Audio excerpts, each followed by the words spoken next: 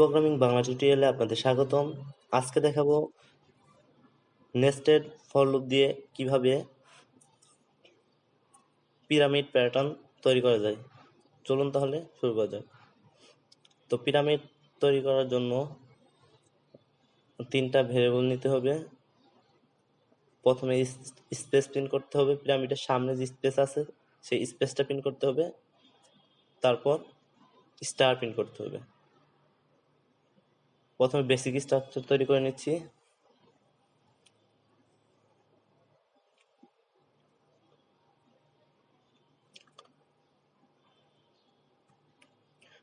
int main second bracket int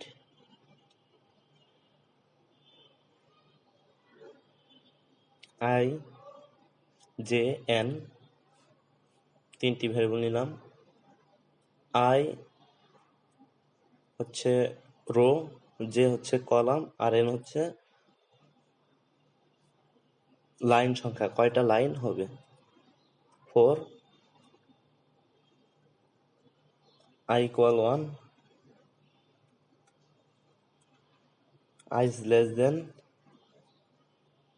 equal n,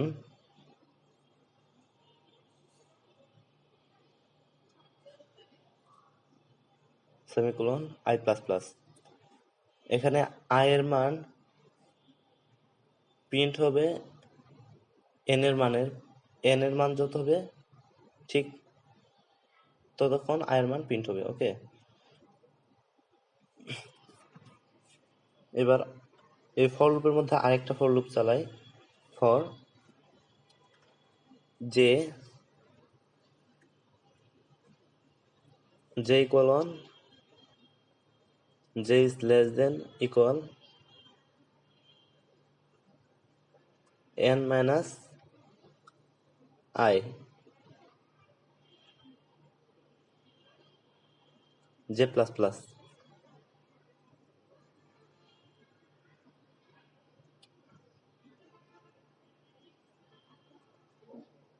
printf space.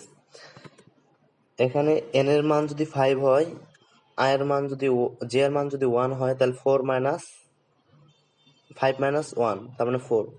প্রথম কলামে 4টা স্পেস প্রিন্ট হবে, দ্বিতীয় কলামে 3টা, তৃতীয় কলামে 2টা, চতুর্থ কলামে 1টা এবং পঞ্চম কলামে কোনো স্পেস প্রিন্ট হবে না। এবার স্টারের জন্য লুপ চালাই। ফর j equal 1,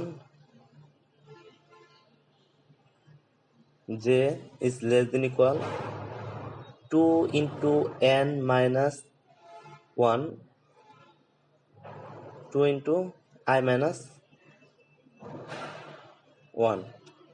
কারণ হচ্ছে পিরামিডে প্রথম একটা স্টার থাকে, তারপরে 3টা স্টার, তারপর 5টা স্টার, তারপর 7টা স্টার, এভাবে আমরা প্রিন্ট করব।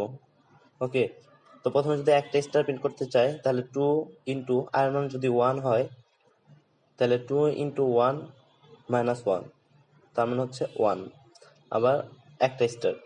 তবে দ্বিতীয় যদি 2 ইন্টু 2 মাইনাস 1, তাহলে 2 ইন্টু 2 4 মাইনাস 1, তার মানে 3, তার মানে কটা স্পেস প্রিন্ট হবে, স্টার প্রিন্ট হবে 3, 3টা স্টার প্রিন্ট হবে। এবার প্রিন্টে স্টার।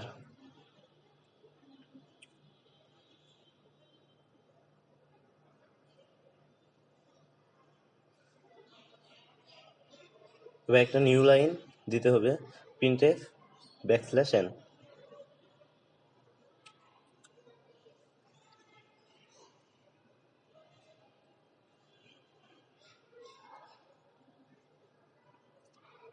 এবার যদি রান করি,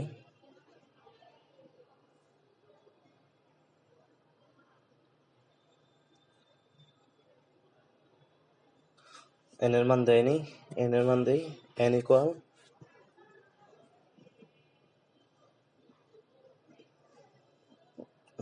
5,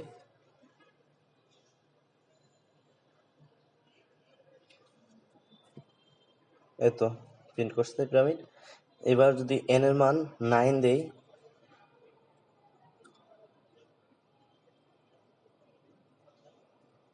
তাহলে দেখেন 9টা লাইন হয়েছে। প্রথমে স্পেস প্রিন্ট করছে, তারপর স্টার প্রিন্ট করছে। প্রথম লুপের জন্য স্পেস প্রিন্ট করছে আর দ্বিতীয় লুপের জন্য স্টার প্রিন্ট করছে। ওকে,